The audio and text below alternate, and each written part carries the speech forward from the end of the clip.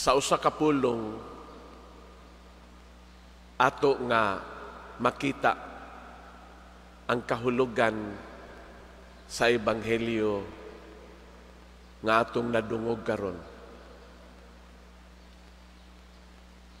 Giangkon ta sa Dios. Pag-angkon, owning.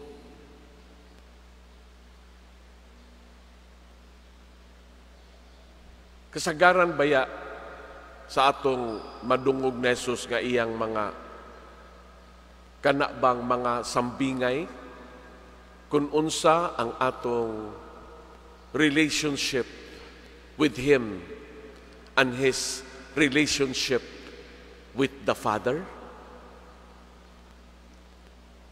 Iya man yung gipadayag nato ug mas dali nato ni siya nga masabtan nga siya mao ang punuan ug kita mao ang mga sanga. Hawa gikan kaniya walay kinabuhi. Ang mga sanga nga hawa gikan kaniya mga laya pamuniton aron himuong sugnod. Apan ang mga sanga nga anaa kaniya mamunga o mamungag daghan. Sa laing bahin, iya gihapon nga gihimo nga sambingay na ang maayong kahoy dili mamunga o mga daotang bunga. Ang maayong kahoy mamunga o maayong bunga. Dini karon sa pag-angkon sa Dios, sa pag-angkon ni Jesus nga kita iyaha naa ang pulong gugma. Ug mauni ang atong nakapahiusa tali ni Jesus ug si Jesus tali sa Amahan. Nga sa ato padiay mauni ang buot ipadangat ni Jesus kanato. Nga iyang gihatag kanato ang gugma, nga mao ang gugma nga gihatag sa Amahan ngadto kaniya. Aron nga kita mausa diha ni Jesus ug si Jesus usa diha sa Amahan ug kita nausa diha sa Dios. Makaigsuunan daw liko-liko apan ang Dios mahimo tingali nga tan-awon daw liko-liko ang iyang mensahe alang nato. Pero atong hinumduman, God writes straight in crooked lines. Ug mauni siya ang gugma, ug mauni ang kamatuoran. Diha sa ato nga pagpanagsuod tali sa Dios. Ug mao gani nga mauni ang makapahinumdum nato nga ang pag-angkon, ang owning gipadangat kanato sa pag-ingon ni Jesus nga aron kita makadawat sa samang dungog nga gipadayag sa Amahan ngadto kang Jesus ug si Jesus mihatag kanato niining maong dungog. Glory. Ug unsa man ni siya? ang Espiritu Santo. Diha sa mga sakramento, kita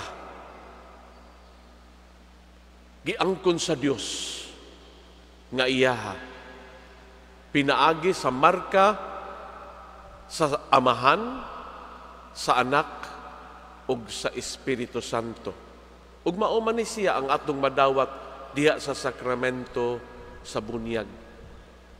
Ug mao ni dili lang ingon nga kita usa diha sa Dios ug giangkon ta sa Dios nga iyaha. Dako kaayo ang pagpadayag sa pag-angkon sa Dios dinhi kanato pinaagi sa iyang paghatag natog dakong dungog nga kita iyang mga anak. Mauni ang kinadak-ang dungog nga atong naangkon diha sa atong pagkatao.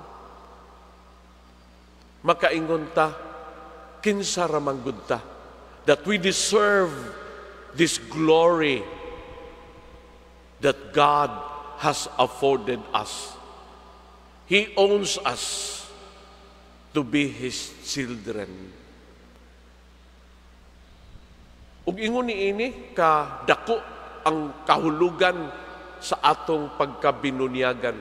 Ug mao nga we belong to this church, we belong to God, and we belong to one another. Mao di ay nga ang iyang gugma, mao ang iyang sugo alang nato. Paghigugma ay kamo, sama nga ako nahigugma kaninyo. Dili ka ta mutuman sa maong sugo hangtod nga buhi ug lig-on ang atong pagtuo ngadto ni Jesus. Mao nga mga kaigsuonan, pagkabulahan nato. Dili kita maoy nagpili ni Jesus. Si Jesus maoy nagpili kanato. Dili kita maoy nagpili sa Dios. Ang Dios maoy nagpili kanato. Mao gani nga moingon ta, hawa kaniya, wala kitay mahimo. Without Christ, we are nothing. Mao nga pagkabulahan nato ug pagkamalipayo nato nga ang Dios mismo maoy ni angko nato nga kita iyaha. Ug pagtahom unta nga ang atong pagsanong mao ang atong paghigugma kang Jesus. Kaysa atong paghigugma kang Jesus, kita nahigugma sa Amahan. Mauni ang kutay sa atong relationship with God. Nga unta dili nato putlon ang atong pagpanagsuod tali sa Dios. Pinaagi sa atong pagsupak sa iyang kabubuton. Kay hawa kita gikan kaniya, wala kitay mahimo. Ug kini mao ang timailhan sa atong pagpanagsuod tali sa Dios. Tali kang Jesus. Nga baya gimarkahan ta sa ngalan sa Amahan, sa Anak, ug sa Espiritu Santo. We belong to God. God owns us to be His children. Amen. Manindog.